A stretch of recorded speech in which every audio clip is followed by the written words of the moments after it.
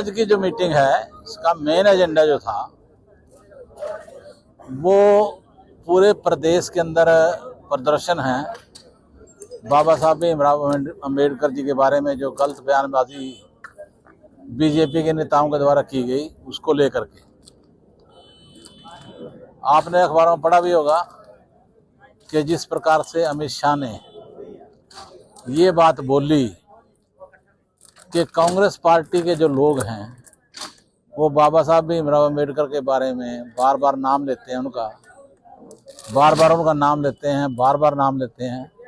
अगर इतनी बार ये भगवान राम का नाम लेते तो स्वर्ग के रास्ते इनके बाद खुले होते। यानी कि वो बाबा साहब भीमराव अम्बेडकर को कुछ समझ ही नहीं रहे हैं, जबकि उसको पता होना चाहिए कि अगर आज वो विधानसभा के लोकसभा के अंदर बैठा है तो वो बाबा साहब भीमराव अम्बेडकर के संविधान की वजह से ही बैठा है और कोई कारण नहीं है। सर, चुनाव भी आ रहे हैं। अम्बाला में उपचुनाव क्यों होगा? मेयर का। हाँ, चुनाव होंगे, सारे मेयर के भी होंगे और काउंसलर के भी होंगे। वो भी अम्बाला में भी हैं, यमुनानगर में भी हैं, करनाल में भी हैं, सब जगह हैं। उसके लिए भी रूपरेखा तैयार की गई है। चर्चा तो बस आपने सुनी है, हर मुद्दे पे चर्चा हुई है। हाँ जी, यहाँ की डेवलपमेंट के कामों पर और जो सरकार का ये जो तरीका है कि पॉलिटिकली हमारे साथियों को डराना धमकाना, उसके अगेंस्ट हमने कहा कि एक बार तो वार्निंग देंगे हम। वैसे मैं डिप्टी कमिश्नर से ही बात करी है और सही रिस्पॉन्स दिया उन्होंने, तो चीफ मिनिस्टर से भी की थी।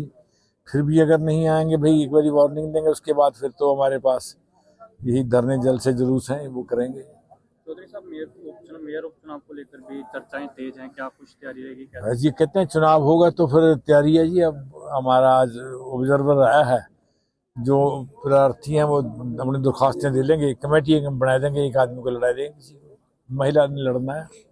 देश के गृह मंत्री द्वारा भी बाबा साहब अम्बेडकर पर आपत्तिजनक हाँ, वो मैं कहना भूल गया, वो तो कोई आज के खिलाफ थोड़ी है।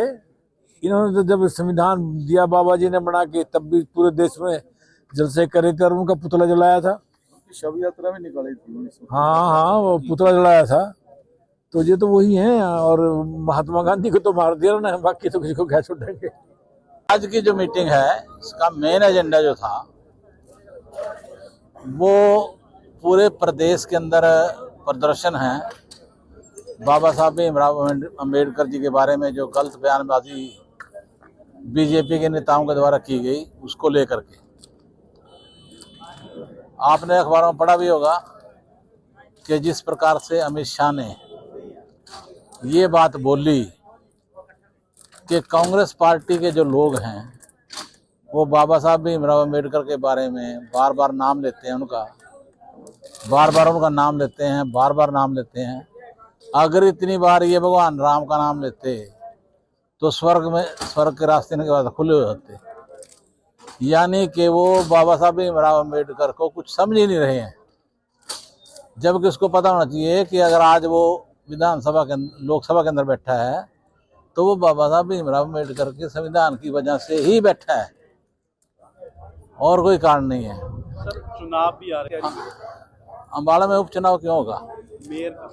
हाँ, चुनाव होंगे, सारे मेयर के भी होंगे और काउंसलर के भी होंगे।